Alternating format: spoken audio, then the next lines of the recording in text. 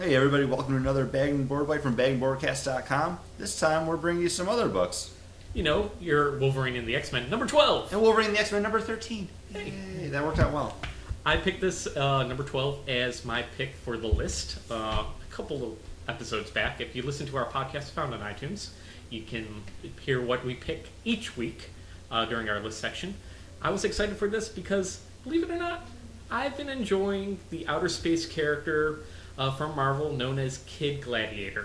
Which shocks me. I know, because I hate the X-Men in outer space. Well, here's the thing, too, because you weren't a big fan of Superboy Prime. Starting off, you weren't a big fan of Damian either, I don't think. Nope. And what do you have with Kid Gladiator? Basically, that character, from a cosmic Marvel standpoint, I almost said caramel standpoint, which would be delicious. Delicious. As long as it's salty. The thing with this character is that it's Kid Gladiator. I have no attachment to the Gladiator. I hate that character. What do? I do like a good Superboy. Oh. I do like Superboy, and I do like Robins. You know, Tim Drake, Dick Grayson, not Stephanie Brown. She does not count as a Robin. Saying it. Comment down below if you hate me. It's okay. I like Stephanie Brown. He likes it. So I have no attachment to the Gladiator or any of the cosmic Marvel stuff when it deals with the X-Men, because that kind of, the She-Ra stuff, the Phoenix Force, kind of don't like. It's all very convoluted, and I think that's why, because I've never gotten into it either, because... The Brood. It's one of the... Well, here's the thing. I don't like the Brood, but I like Kid Brood. Awesome. I just chalk all that up to Jason Aaron just telling fun stories. Exactly, and he's having fun with these characters in ways that people weren't. I felt like the cosmic stuff maybe came along a little too stuffy. Mm-hmm. And there's nothing stuffy about Kid Gladiator, and it's fun to see somebody like that in the X-Men. Because right now you don't have that character. You kind of got that from Quentin Quire, though. Right. Just that... Yeah, but he was a dick. Like he's that dick because he knows he's smarter than you. This kid... He knows he's stronger than everyone. But he has fun with it, and he's not like Superboy Prime, where it's all and just being the irate fanboy online that the comic book creator is then making fun of through that character. And they don't comment on anything we do down below either. No, they don't. But Jason Aaron is just having fun with this character to have fun with this character. And you were looking forward to this being Kid Omega, or not Kid Omega. Yeah. To Kid Gladiator versus all the Avengers. Because that seemed awesome. And did we get it there? That's on the cover. We got it for 5 panels. We get him punching Giant Man, Ant-Man, I don't even know. They were fun in the panels. eyeball. A lot of fun. You get him beating up on Wolverine for a little bit, but then getting taken down through the use of a weird weak point, pressure point. Wolverine knows what he's doing, and he's the best at it. He's the best there is nice, though. at what he does. And I was kind of let down because I thought it would be a more open issue focused on Kid Gladiator, and it wasn't really, but we kind of got that with issue 13 on Well, here's the thing. I want to dwell on 12 more because I really like this issue because it dealt with Rachel Summers, Marvel Girl, and she's one of those characters I always knew about, but I never really cared for, and I'm glad that she's really here now because I really enjoyed this entire issue focusing around her. And yes, she was the focus. Where is she on the cover? She's not on the cover. Not on the cover. But it was such a great story for her, and I'm glad that it was kind of one of those bait and switches because I walked away from this being like, wow, I wouldn't have minded more Rachel Summers up to this point. I'm kind of upset during the 90s when I was reading X-Men before. I really didn't pay attention or like her because I might have missed out on something.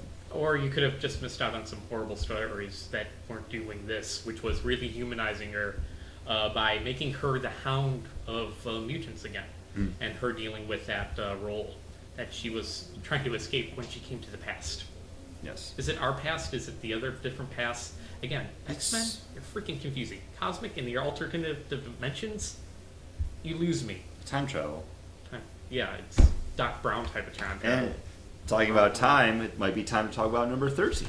Which humanizes Warbird, another cosmic character that I would hate, but for some reason... Also a character not on the cover. Yeah, because Gladiator's on the cover, fighting not... I don't even know who. He's standing over some legs, and there's a phoenix behind him, apparently. Gonna burn. cannot judge comic books by their covers at all. Nope. There's no pile of legs in this book. But Warbird is there, and she's Marvel, deliver on your advertising. There's no pile of legs. The shit. Strongly worded letter. Was it strongly worded? No. No. Just, where's the pile of legs? No, I'll bring it up at a convention sometime if I remember in the future. Let's see. Yes, leg store? No. My friend Chris doesn't have anything to stand on because all the piles of legs are standing right in front of him. Okay, I'll let him know. Bad jokes. Bad jokes. But good comic books. Yeah, I enjoyed this more than I thought since dealt with Warbird. Character, like I said, wouldn't really care about necessarily. But again, Jason Aaron is able to find a way to humanize her by making her want to be this elite killer, but her not being an elite killer. And that's played out right at the beginning with her taking her tests and basically lying about the Rorschach tests that she was taking. Her one sole purpose is to keep Kato Gladiator safe, and she's a badass at doing it. And they share tender moments. This one I didn't enjoy as much as number 12. Probably just because I don't care about the Shi'ar stuff. I don't care about Warbirds or Deathbirds or anything like that. Still just a great, solid story and good issue because it's still progressing along the story of Wolverine and the X-Men while introducing you and expanding upon these characters that you really haven't seen too much of until this point. Also, I kind of think it's worth noting the artist now because Wolverine and the X-Men comes out bi-weekly. Number 12, art by Chris Pacello. Number 13 by Nick Bradshaw. And Nick Bradshaw kind of appeared on my radar years ago because he was actually doing the Army of Darkness comic book for Dynamite. And I was like, this guy does awesome character likenesses, and it's a fun... It's fun, loose, cartoony kind of style, which I enjoyed.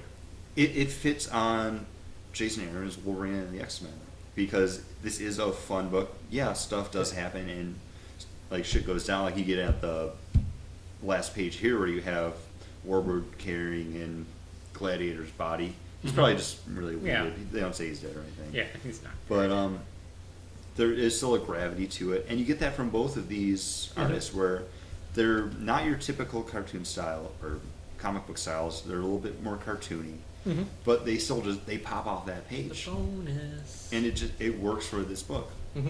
I have to say that, granted, we're not really moving along the Wolverine and the X-Men storyline, but what he's doing is probably the best thing you can do when you have to do a crossover, which is just give you great character development. Explain what these who these characters are while they're punching people in the face or the eyeball, as the case may be. Yeah.